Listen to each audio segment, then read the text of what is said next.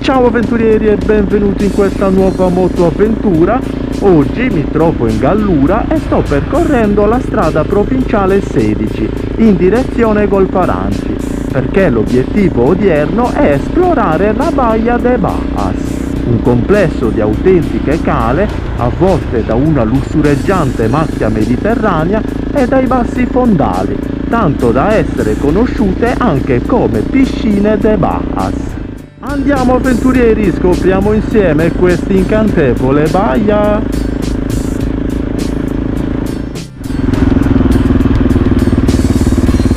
Ecco, qui svoltiamo per il golfo di Marinella, che l'altra strada ci conduce a Golparanci. Proseguiamo lungo questa strada. Svoltiamo di nuovo per via Marinella.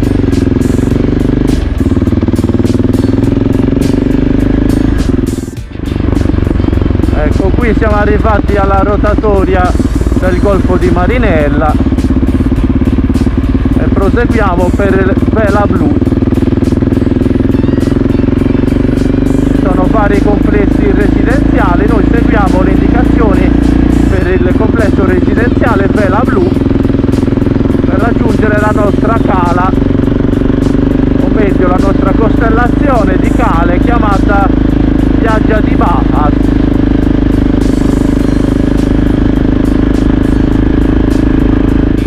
Leggiamo un po' le indicazioni, perché in questi complessi residenziali solitamente non mi perdo nella giungla, ma mi perdo tra le viuzze di questi complessi residenziali, appunto.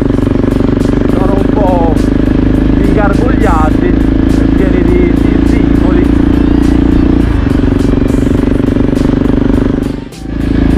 Quest'area ricade in comune di Golparanci. Pensate che comune che ha all'incirca 25 spiagge in questo tratto di costa, quindi c'è da sbizzarrirsi. Come vedete le indicazioni, baia di Bajas. Andiamo avanti. Questo è proprio il villaggio, si collega alla Marinelletta. Noi proseguiamo diretti. Qui ovviamente ora è tutto chiuso.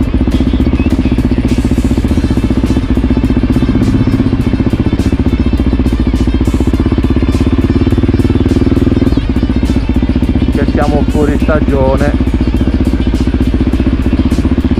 e quindi la baia me la godo tutta per me.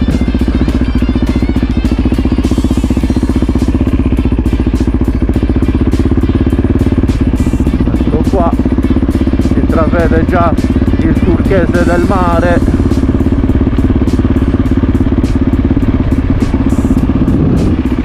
Ora dobbiamo svoltare per lo Yachting Club Vela Blu. Andiamo ad addentrarci di qua.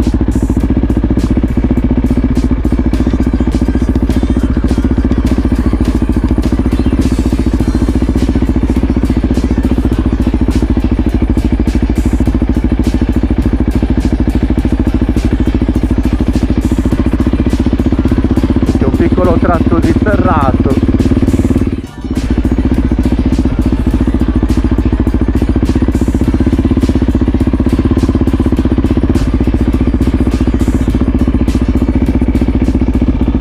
Bene avventurieri, siamo arrivati allo Yachting Club Vela Blu e ora ci incamminiamo per esplorare questo susseguirsi di calette paradisiache che sono contraddistinte con il nome di Baia de Bajas.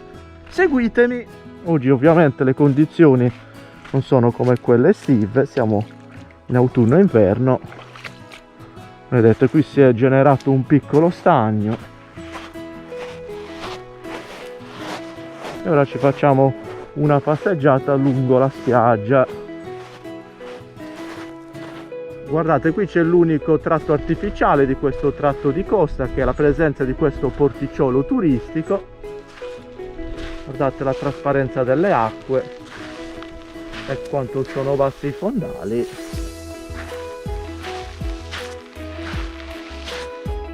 Oggi ovviamente parte della spiaggia è ricoperta dalla Poseidonia. Ricordiamoci che comunque è un buon indicatore della qualità delle acque e una garanzia di biodiversità, tra l'altro. Qui siamo arrivati alla seconda cala, vedete qui la spiaggia è più pulita e possiamo apprezzarne la sua colorazione, ovvero praticamente ambra.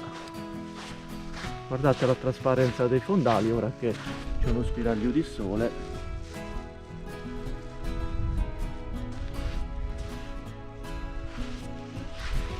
E tutto intorno abbiamo una folta macchia mediterranea.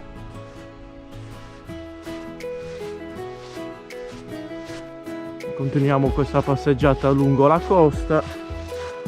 Oggi ovviamente la spiaggia è deserta, però considerate che durante la stagione estiva qui c'è sempre poco affollamento, non è particolarmente frequentata ed è ottima per i bambini, essendoci fondali bassi, quindi una spiaggia abbastanza sicura.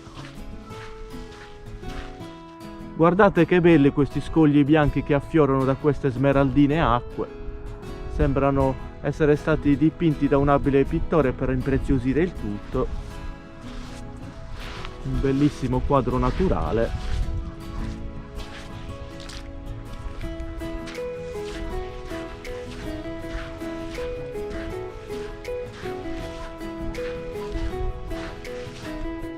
Nelle giornate più affose, quando il sole picchia, ci si può anche riparare sotto questi bellissimi ginepri.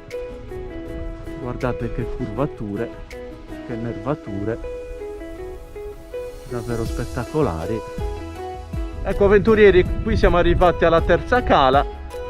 Si tratta di un'unica spiaggia in realtà, ma è divisa in diverse cale dalla presenza di questi grossi scogli bianchi. Guardate che bello anche questo tratto. Peccato che oggi il sole va e viene. Mi raccomando, quando visitate questi luoghi naturali, ricordatevi di non portare via nulla, anche se trovate grossi rami secchi come questi, perché hanno la funzione di tutelare l'arenile e le dune. Quindi se proprio volete portare via qualcosa, portate via la plastica, quella è una cosa che va sicuramente eliminata. Guardate che colori.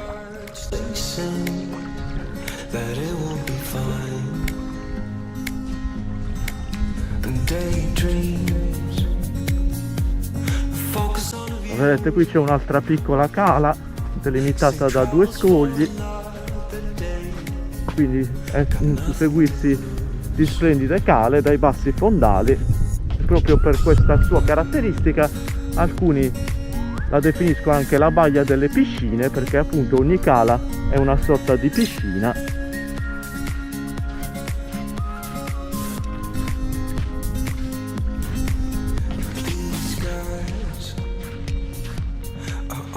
Ora scavalchiamo questi ultimi scogli, volgiamo lo sguardo verso le ultime cale. Qui ci sono delle tracce di moto da cross, ma io preferisco farmi una passeggiata a piedi e rispettare la natura, anche perché guardate che meraviglia.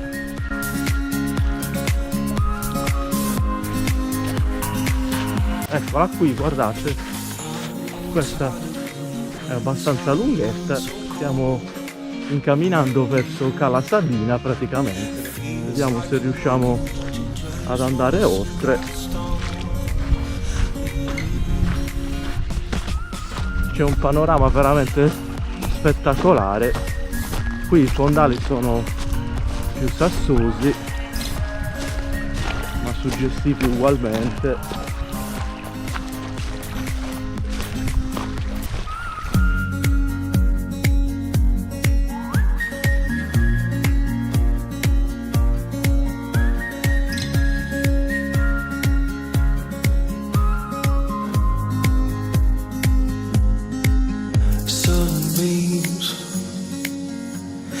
Place is so divided. I can hear the birds, they sing that it will be fine. daydreams. Focus on a view. Save troubles for another day. Got nothing to lose.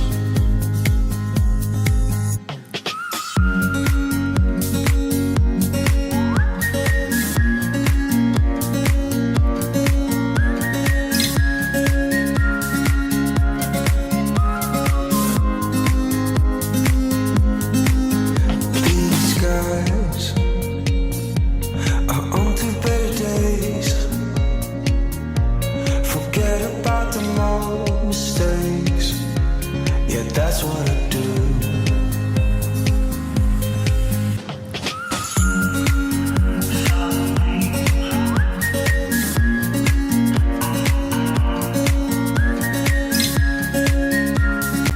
Bene avventurieri, anche questa passeggiata in queste smeraldi acque volge al termine. Mi raccomando, se anche questa motoavventura vi ha emozionati, lasciate un like, un vostro commento a riguardo, condividetela con i vostri amici ed iscrivetevi al canale per non perdere le prossime entusiasmanti destinazioni.